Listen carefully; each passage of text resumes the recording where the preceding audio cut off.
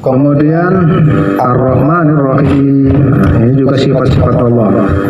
Kan kita kenalkan sifat-sifat Allah itu ada 99, di antaranya ini Ar-Rahman, Ar-Rahim. Ar-Rahman itu Maha Pengasih, Ar-Rahim Maha Penyayang. Apa sih bedanya Ar-Rahman dengan Ar-Rahim ini? Dalam pemahaman di pesantren ya, sehingga menerjemahkan Ar-Rahman ini seperti begini. Bismillahirrahmanirrahim. Kalawan asma Allah. Ar-Rahman iku kang murah ing dunia, Ar-Rahim tur kang welas asih ing akhirat. Jadi Ar-Rahman itu bisa diartikan sifat pengasih di dunia. Semua dikasihi kan, baik penyembah batu, penyembah berhala, penyembah api, penyembah apalagi agama Majusi, Allah dikasih rezeki semua itu oleh Allah. Baik itu yang beragama Islam, yang beragama Kristen, agama Hindu, dikasih oleh Allah semuanya. Ya, karena Allah itu punya sifat Ar-Rahman. Ar-Rahman Maha Pengasih. Beda dengan kita-kita. Beda sama orang milih kita pengen orang apa tersirat. Ada rasa pilih-pilih. Dulu nggak mendukung saya, nggak saya bantulah. Tetapi Allah itu punya sifat Ar-Rahman. Nah, kemudian sifat Ar-Rahim nanti timbul, nanti ada berlaku di akhirat. Ar-Rahim penyayang, nanti akan diseleksi mana yang penyembah matahari, mana penyembah bintang, akan diseleksi, jadi dipilih-pilih sesuai dengan penyembahan itu di dunianya. Sehingga pada hari kiamat itu Allah menanyakan, limanil mulkul yaum, siapa yang berkuasa pada hari ini? Yang dulu kamu bangga-bangga menjadi Tuhan, mana sekarang? Jadi disuruh menunjukkan yang disembah-sembahnya itu. Malik Yaumiddin itu raja ataupun yang memiliki hari akhir. Bisa Malik itu raja yang bisa memiliki, artinya memiliki. Al-jaza'u wa huwa yaumal qiyamati.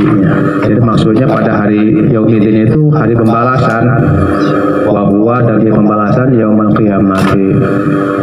Wa khusu bi dzikri li annahu la malika zahirun. Karena pada waktu itu tidak ada kerajaan yang nampak, tidak ada yang muncul. Dulu yang Fir'aun mengaku Tuhan, ya pada waktu tidak ada. Jadi tidak ada yang satupun yang menampakkan sebagai Tuhan, illallah, kecuali Allah Ta'ala. Bidalilin, dengan menunjukkan bukti limanil mulkul yaum, milik siapa Tuhan pada hari ini. Maksudnya, ayo kita tunjukkan siapa yang dulu mengaku Tuhan. Malik Yaumiddin. Kemudian iyyaka na'budu wa iyyaka nasta'in. Iyyaka artinya hanya kepadamu, na'budu kami menyembah, wa iyyaka nasta'in, dan hanya kepadamu kami memohon pertolongan. Nah, oleh ulama ilmu nahwu, iyyaka ini mendahulukan isim daripada fi'ilnya. Hanya kepadamu kami menyembah. Jadi dengan bahasa iyyaka ini lil ikhtisas, untuk mengkhususkan kepada Allah. Sebab ketika iyyakanya dibelakangkan, misalnya na'budu wa nasta'inu iyyaka, nanti ada iyyaka wa iyyakum wa iyyakum. Contoh begini, ketika seorang laki-laki hanya kamu seorang yang saya cintai. Ya kan, ketika rakyat lagi muda itu merayu itu hanya kamu seorang, berarti kan tidak ada yang lain tuh. Jadi khusus didahulukan kekhususan dulu. iya kan, hanya kamu. Tetapi kalau saya mencintai kamu, ada peluang untuk yang lainnya. Saya mencintai kamu dan ini dan itu dan ini terus dannya. Makanya di sinalah iyaka itu ikhtisos, mengkhususkan kepada Allah. Jadi kalau misalnya perempuan atau laki-laki sudah menyatakan hanya untukmu seorang, berarti dia tuh benar-benar mencintai. Kalau laki-laki nih ibu, saya kasih bocoran ya. Kalau laki-laki ini mah untuk anak-anak ibu yang udah pada punya anak. Kalau ada yang laki-laki yang mengatakan saya mencintai kamu, itu ada peluang mendua itu. Mencintai kamu dan ini. Tetapi kalau didahului hanya kamu yang saya cintai, berarti dia udah sungguh-sungguh menyatakan kecintaannya. Saya cuma satu. Iya. Makanya hanya kamu, hanya Allah. Iya. Ketika Pak Asep dengan Mama Sahal kan seperti itu. Hanya kamu seorang yang saya cintai. Siang kubayangkan.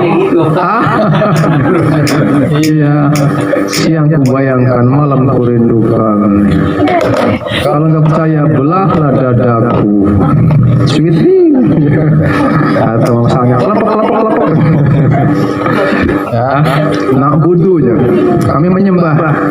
Jangan dibalik ya. Iya karena sain, iya karena budu. Nanti ya kerja dulu baru dia minta ini menyembah. Makanya dahulukan dulu kata nak budunya. Jadi setelah menyembah baru minta pertolongan. Jangan bukan iya karena sain, iya karena budu. Setelah nanti akan ada pamrih nantinya. Ya, kami menyembah dan kami meminta pertolongan. Jadi membuktikan kesungguhan menyembah kepada Allah dulu, baru kita minta pertolongan. Sebab kalau iya karena sain dulu, saya meminta pertolongan, ketika dikasih oleh Allah baru menyembah. Kadang-kadang kita orang pada umumnya ya lagi dapat rezeki ibadahnya getol. Ketika enggak rezekinya seret, ibadahnya malas-malasan ya. Ada yang terbalik. Ada yang terbalik.